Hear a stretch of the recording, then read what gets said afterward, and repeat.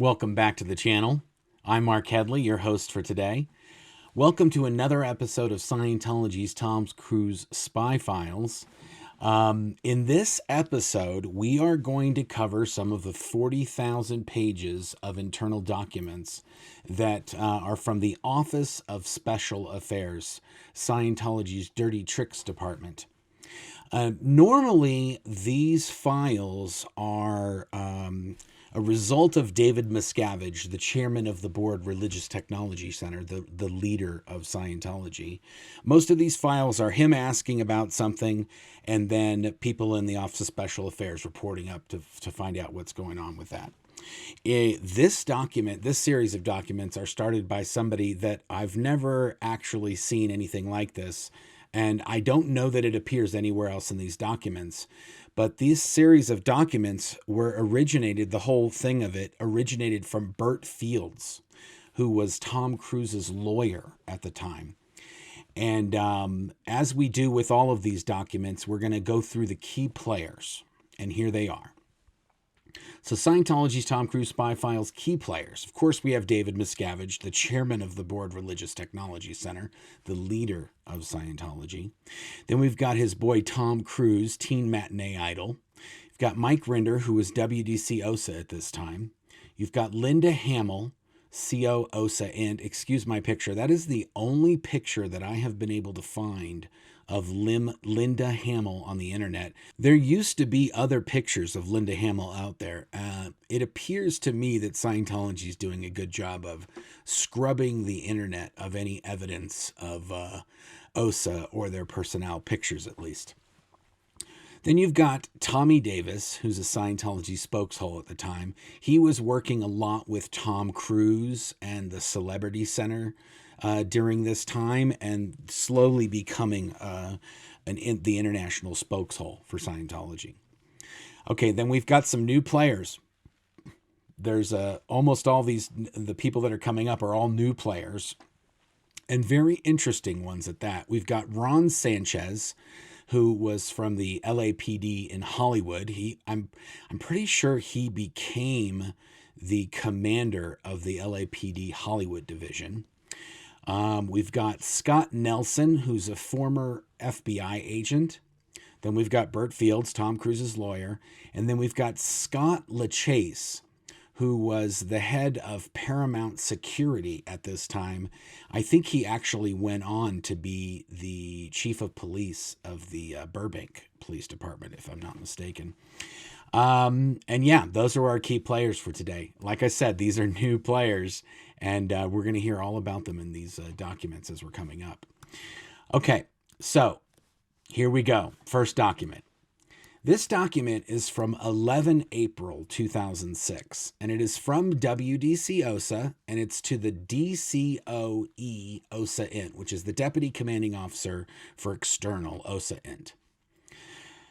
And it looks like Linda was that and possibly the CO OSA at that time, or the CO OSA was another woman named Veronique.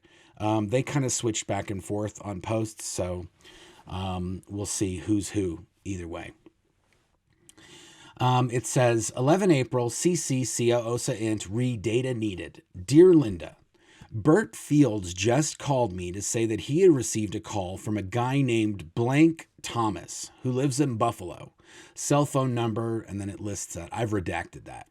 He said the guy sounded normal and not a wacko. He told Bert that there are two people who are planning to sabotage the premiere of Mission Impossible 3 on May 4th at Mann's Chinese. He doesn't want them to know that he reported this. Their names are, and then it's Stephen Blank, and then his full address, Orlando, Florida, with the zip code, and then it's got his cell and then his email number listed. And then right after that, it has the name and address of another gentleman that lives in Houston, Texas. He is apparently the moderator of a group / private website, offtopic.com. Thomas says they are planning to rent 2 airplanes from Arnold Aviation Company and put up insulting banners. Thomas says this is both anti-Scientology and anti-Tom Cruise. Find out everything you can about them and let me know at once. Love, WDC OSA. Now, normally you'd have David Miscavige asking for something and then reporting it up. But because Tom Cruise is involved, he has essentially the same authority in Scientology. So his lawyer is calling Scientology and telling them, hey, you guys here's some information, because he knows they have unlimited resources to track all this down and find out everything and anything about this.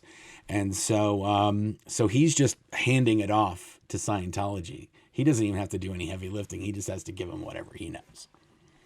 And this guy Thomas is ratting out these two people on offtopic.com because he's a moderator and he sees this. I'm not sure how he would know. It's a little bit weird that it happened this way, but this guy somehow just calls Burt Fields out of nowhere. That part's a little fish, a little sussy. Okay, let's go do the next document. Okay, so the next document, it says, Dear K, and that is Kirsten Catano. She is the External Security Chief, OSA Int. And now she's not sending this to OSA. She's sending it to the DCO, the Deputy Commanding Officer, External OSA Int, and just CCing all these other people, the other OSA people and WDC OSA, and you'll see that as we go. So it says, Dear Kay, thanks. Please let me know what the PD says and how this is ultimately solved. Love, WDC OSA. It says April 27, 2006, DCO External OSA Int, External Security Chief OSA Int, with the CC going to WDC OSA, CO OSA Int, Invest Chief OSA Int, CSI Investor OSA Int. And it says Mission Impossible 3, May 4th, LA premiere. Dear Sir, below is a report on the actions that have been taken on this today and the key follow-up actions being done to ensure that this flyover is killed. Today we located the specific banner company that has been reserved for this planned flyover, late afternoon, May 4th. The pilot is Mario Lopez of Star Ads at Torrance Airport. When Lopez was suitably contacted, that just means they contacted him not from Scientology, but from some other company that was planning to do some advertisement so that they could kind of suss it out and get as much info as possible, and it wouldn't be traced back to Scientology. When Lopez was suitably contacted regarding doing a flyover, he immediately said that he was careful about what signs he flew due to having been burned before. He said he had done a job with Arnold Aerial where someone hired them to do a flyover that said, and it says PUSSY Liquors. This was considered very offensive by people, and there were many complaints to the pilot, airport, Arnold Aerial, and people even wrote nasty statements on Lopez's plane after the incident. Lopez explained this when asked what type of messages he would fly. He said he definitely will not fly anything without knowing and understanding what it was beforehand. We separately heard the same from Steve Kaplan at Arnold Aerial. When suitably contacted and asked what they would consider offensive or objectionable, Kaplan described the same incident above and said anything which would be generally objectionable to others would be something they would restrict. Okay, page 2. Note, there are 3 other airports aside from Torrance that will fly banners over this area: Chino, Pacoima, and Long Beach. Robert Boyland, SISS security staff responsible for the LA premiere, met with the VP of Paramount Security Services, Scott LaChase, former LAPD. They have to put that in parentheses because they know, oh, those are our boys. Former LAPD, those are our boys. And went over this situation. Boyland and LaChase contacted the FAA regarding getting the airspace restricted. The FAA contact said they don't restrict that airspace for any reason and wouldn't unless there was a credible threat. Boyland has been further briefed on the specifics we are finding in this off-topic message board and the data on where the planes are scheduled to fly out of. A pack is being prepared so that he and LaChase can go back to the FAA and see what can be done to get the specific planes restricted. Not restricting the whole airspace, which is what LaChase asked for. The FAA terminal, that just means the person at the FAA. The FAA terminal and the police will be briefed on the internet postings from the organizers where they are talking about arranging people to be in the fan crowds who will create some kind of scene as to attempt to get Tom Cruise to look up at the banners. That we have found some of the user IDs on the off-topic message board that have donated funds to the renting of the planes are concerning, such as serial killer, assassin monkey, organ donor, bomber boy, Bill the Butcher, guns and wankers, divine vengeance, and killer bot Jews. There are also photos on this message board, e.g. photos of pew-pews, shooters, and a photo of a baby holding a pew-pew to its mouth, which show that this should be taken seriously. See below.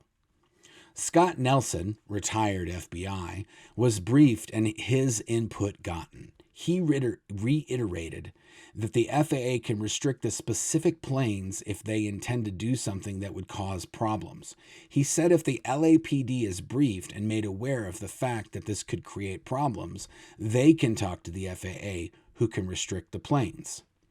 Tommy D was briefed, and if we cannot stop this directly with the FAA or LAPD, he will contact Arnold Ariel and have Burt Fields assist if needed. The angle of the call would be to brief Steve Kaplan of Arnold Ariel on what we have learned about the organizers, briefed on the above data, and the fact that the intended banner messages are very offensive, as they attacked Mr. Cruise's family and religious beliefs. I'm pretty sure that they were going to fly a banner that says free Xenu or, long live Xenu or something like that. It's something to that effect because they never ever mention it in any of these documents. So I'm pretty sure that it's a Xenu related. Tommy will not target Ariel, but make it clear that they are being set up. The organizers are calling this thing a prank and talking about doing fake press releases, and should cancel whatever arrangements have been, as the messages are unquestionably offensive. Tommy would also brief Kaplan on some of the past physical violence incidents that have been linked to ARS, that's Alt Religion Scientology, a message board at the time, which is one place this is being advertised. The plan right now, to be finalized tomorrow once further specifics are gotten from the LAPD and FAA, is as follows. And then we're going to go to the next page. Okay, Tommy to brief Ron Sanchez and determine exactly what the police can do to stop this. Ron Sanchez was the Hollywood commander, I'm pretty sure, at this time. Boyland and LaChase to go back to the FAA terminal with the further data to find out what they can and will do to restrict the specific banner planes.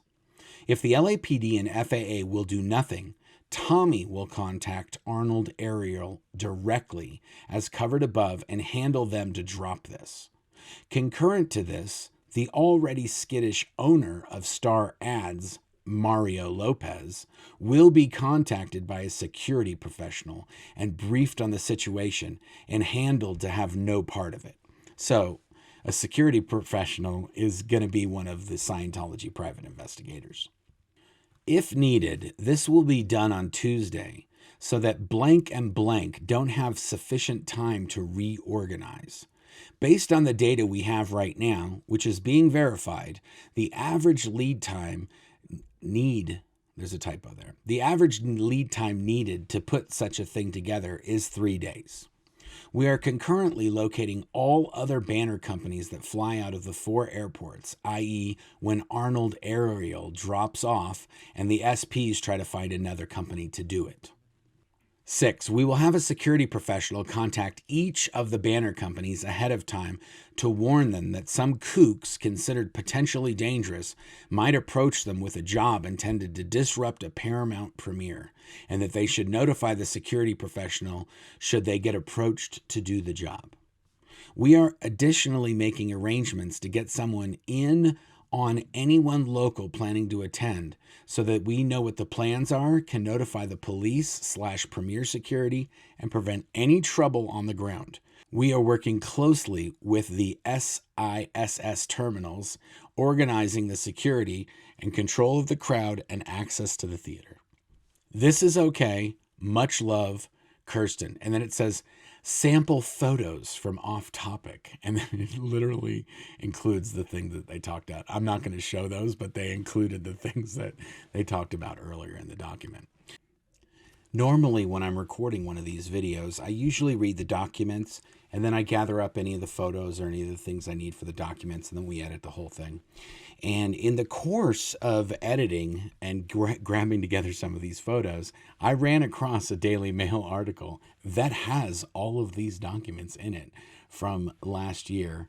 And so I just wanted to bring up some of the screenshots of that and show you this. Now, I did redact the document, and they contacted the people. The Daily Mail contacted the people in the document, and they found out everything about this. So I was right. The banners, I have the document, the contract.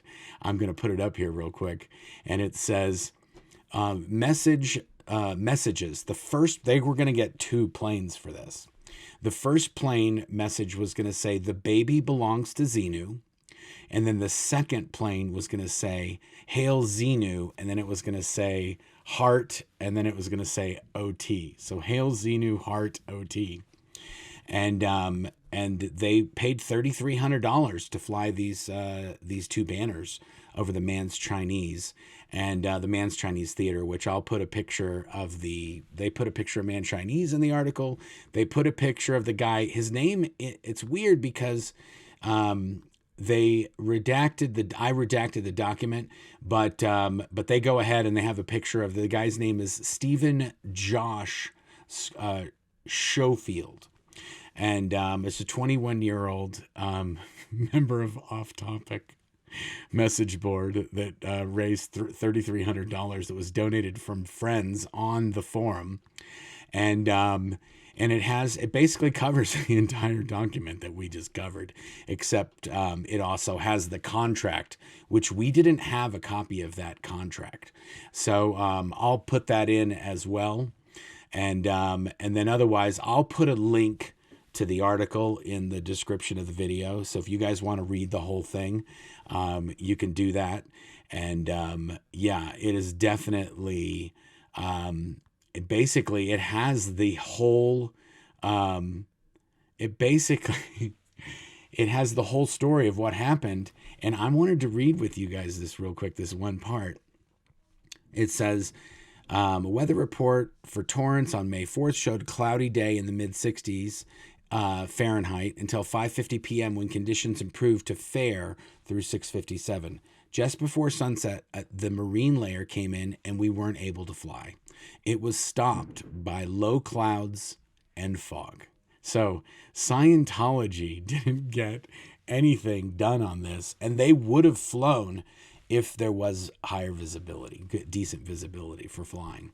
And the pilot, who's now retired, said that he received an odd number of calls that week from people asking if he was available on May 4th, which he now suspects were Scientology operatives trying to uncover the pranksters' plans. It was really funny because we generally don't fly during the week. This happened on a Thursday night. I kept getting calls asking if I was busy on Thursday night. I found that odd, like somebody was searching for something. Schofield said he was shocked to discover his name and details were written up in a Scientology report. It's definitely out there. They really tried to control their people, the religion and the narrative, he said. You see people talking about their experiences and always they escaped it. I view it as a cult. Schofield added that he was not surprised the organization appeared to have a direct line to the LAPD about the incident. With the amount of money that that organization has, they can pay to have whoever they want, whether it's private investigators or wealthy people with connections that can get them access. It doesn't really surprise me, he said. And then it's got a bunch of pictures of the screening and Tom Cruise and Katie and all this other stuff. Anyway, and then it's got a whole bunch of stuff. And Yashar Ali reported the LAPD closed the Miscavige case. And there's a whole bunch of other stuff about Shelley Miscavige in there as well. I figured that you guys would like to see that just because there was some extra content there that we did not have access to in the files. But thanks to the Daily Mail and Josh Boswell, we got some more information. So yeah, it's definitely wild.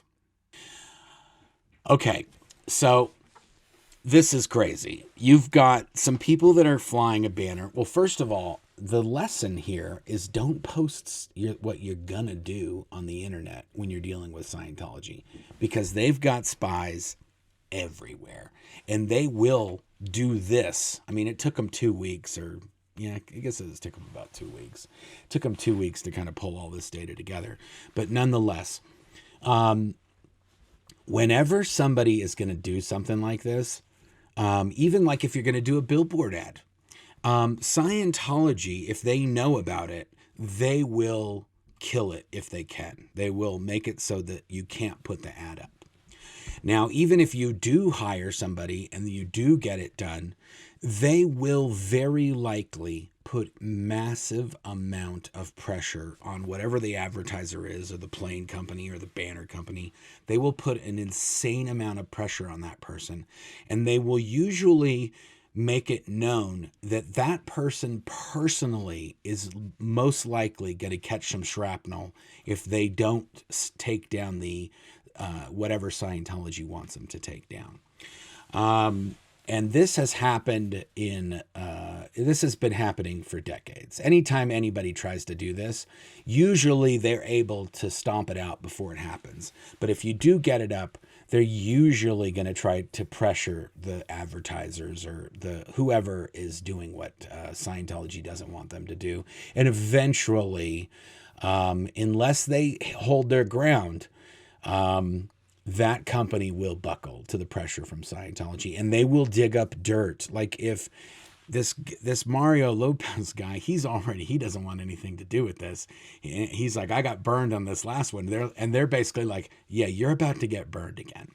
So this is very, very common for Scientology to do.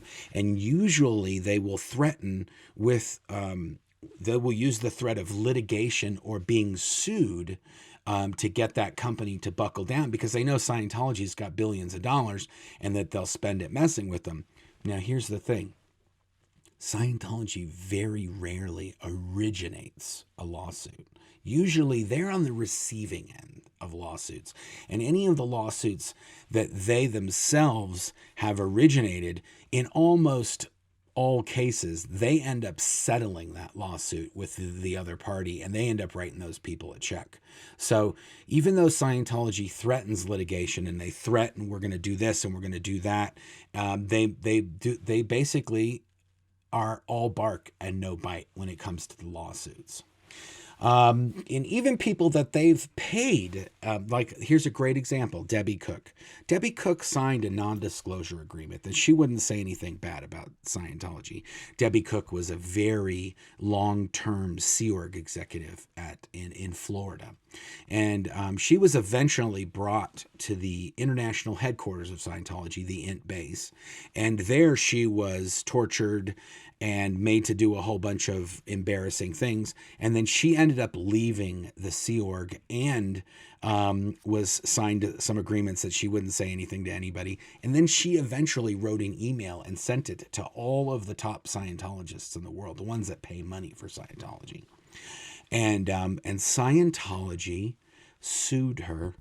And then when she went on the stand in, I want to say it was in San Antonio, Texas, she started giving all the testimony of all these things that happened to her when she went to the international headquarters of Scientology.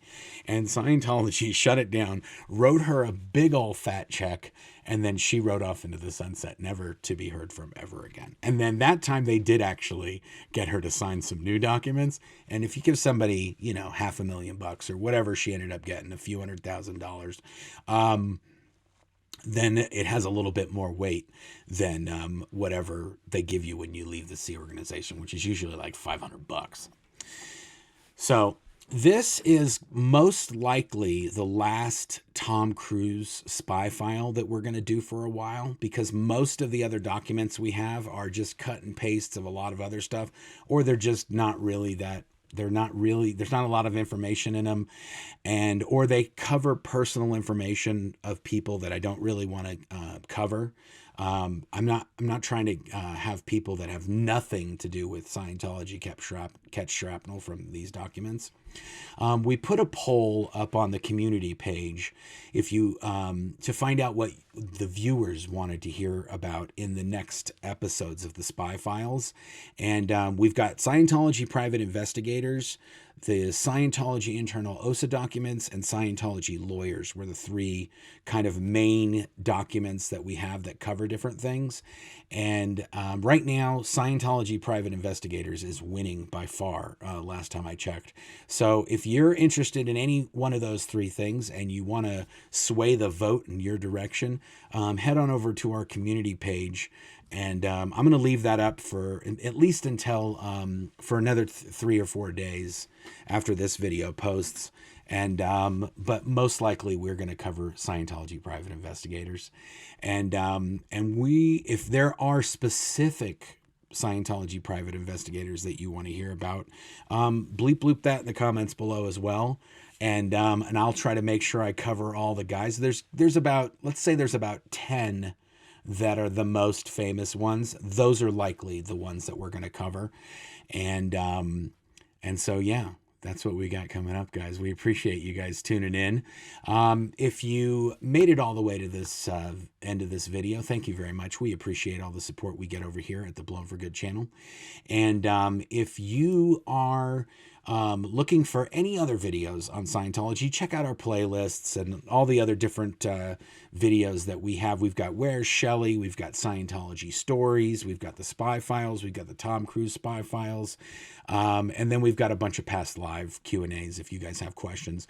Usually we've answered them in the past Q&As we've done. And yeah, thanks a lot. Until next time. Thanks for watching. If you'd like to help support the channel, feel free to check out the merch store link in the description. We have Hail Xenu, Xenu is my homeboy, and BFG branded mouse pads, shirts, mugs, all sorts of other stuff in there that helps us to bring you new content on a regular basis. You can also pick up a copy of my book, Blown for Good, Behind the Iron Curtain of Scientology, in hardback, Kindle, and Audible versions as well.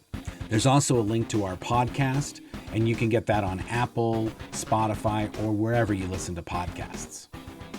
And if you'd like to watch another video, you can click on this link right here, or you can click on this one here, or you can click on the subscribe button right here. Thanks a lot. Until next time.